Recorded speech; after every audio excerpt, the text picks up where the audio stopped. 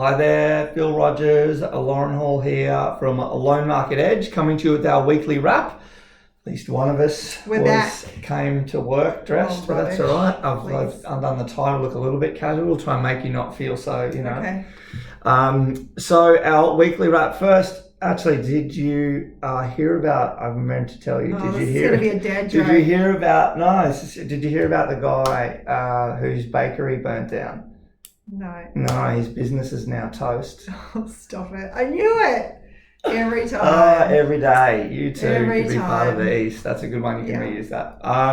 What's happening this week? Short weeks. This is our last full week in the next 4 to 5 weeks, which is a bit crazy. Maybe not ours, but other people's. Yeah, correct. 4 short weeks, leading into that, some things that are really important. It's great. Everyone loves a long weekend, but just being really conscious of finance timeframes when you're signing contracts in that. Now, it's not just a lot of those public holidays aren't counted as a day on the contract, which is great, but it's still very difficult to get things done in that time frame. Understanding, we're booking clients in, 4 or 5 business days out. It suddenly looks like 2 weeks, and it's literally 5 business days. So be conscious of your details around finance dates, valuations. Again, short weeks, people being able to get access. Building and pest is another one. Yeah. So be very mindful about those and any upcoming settlements. I know there's a lot of land and stuff registering at the moment as well, which is really important. So be very mindful of that stuff. So you heard it here first. If you're not thinking that way, maybe just go back and check that. And if you're out shopping on the long weekend, be very mindful of that stuff too. And I'm pointing with the pen, but that's all right. Dad said. And it wouldn't be a federal budget without us just putting our little spin on it. So highlighted some of the important stuff, a lot of it, and not to talk down what is obviously a very important part of living here in Australia, the federal budget.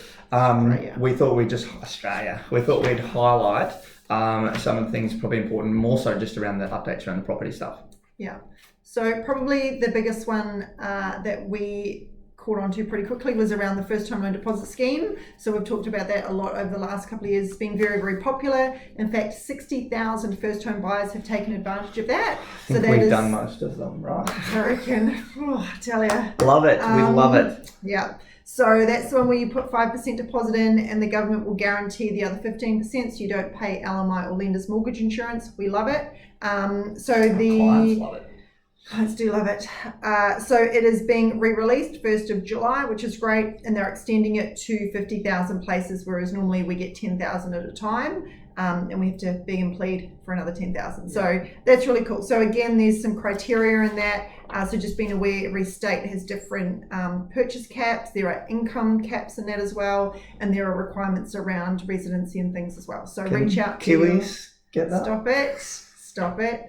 Australian citizens only. Yes. Feeling a little bit unloved, but that's okay. I think I've whinged about that before on here. Correct, that's why I brought it up. So just make sure you reach out to your trusted brokers so we can check off the criteria, make sure you're eligible. It was good to see that they obviously have run with the market a little bit and those price cap increases. So in some of those postcodes, they went from 450 up to 600 purchase price. So I think that is good to see that they've actually amended that or adjusted that. Allowed for the market going nuts. Yes, correct. Try to keep up. So you might find that if you weren't eligible prior, you might be now in a different area. So cool. Yeah, and then there was also a regional home guarantee, which is around building as well. Yeah, okay, so there is the cool thing about those. If it wasn't mentioned previously, we've moved what used to be just a new home guarantee for brand new homes. These guarantees are ongoing and available for established properties. So you don't have to build a brand new property, which is really exciting if you're just buying. Yeah. Cool. Done? Yes. Good. Next part. Next. So this is 𝘄𝗲𝗃 who came prepared today. Well, clearly. This was an interesting update from 𝘄𝗲𝗽, who's the chief economist at Ray White. So just around some things that are affecting our market, I suppose, or what they're looking at in 2022. So a couple of them off the go. Would you like to go? This one there? Something I prepared earlier for you? Yes, there was some notes that I wrote and passed to her. Just keep it short and sharp. So one was talking about inflation and interest rates. Obviously what's happening with the cash rate at the moment. There's lots of conversations out there that is, going to be on the move. Will it, won't it?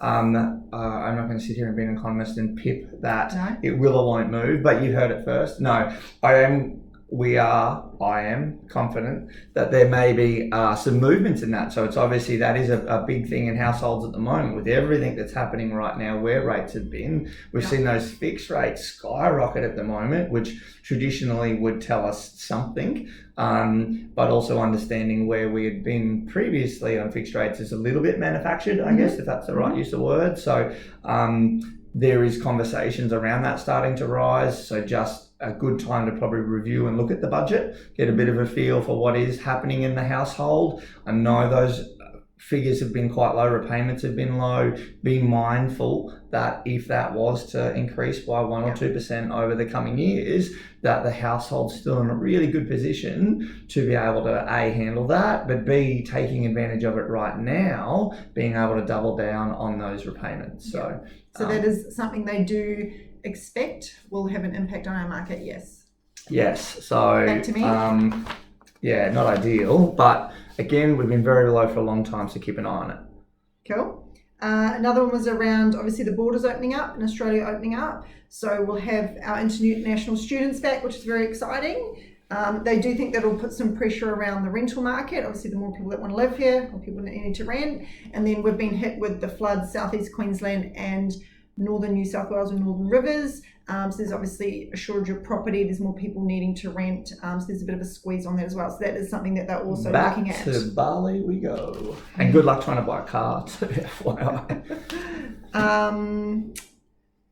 Sure, these notes are slightly different to Nerita's presentation, but so no disrespect to Nerita. If you want to see her version of it, jump on and watch her online. Slightly sporadic. Yes, correct. Election obviously has a big impact as well. So traditionally, there's a little bit of a hold or a break on the market around election time while everyone waits to see what's going to happen with the budget. Yes. And obviously who gets into government. So that's another part of that. And then, of course, inflation, which we did briefly talk about before as well, but the cost of living is going up. So that's also something that they're considering. Yeah, be mindful of that in the household. Again, it's just the budget. If you haven't done a review any time of late, and a lot of that is discretionary. It's we see it with clients, it is starting to slip back into the general budget a little bit more than probably normal as we are allowed out of the house. And potentially not cancel Uber Eats, not going overseas. We are seeing the spending starting to increase, and it's discretionary because we've had a good run and we've got savings in the bank and we've budgeted really well. It's just helping clients through that and not letting that go to waste. But for now, that was pretry much our updates. Coming He's checking his notes and realised he doesn't have anything prepared. No, I can do more jokes. No, we've got a couple of, as I said, long weekends coming up, so make sure that everyone takes a chance to be able to have some time off. We will reach out prior to that though. We look forward to catching up with you guys. Still be around. We'll be around and working over most of those periods, to be honest. So if you do need something, if you're out and about, call us, we'll do the rest. Have a great weekend. Bye for now. Bye.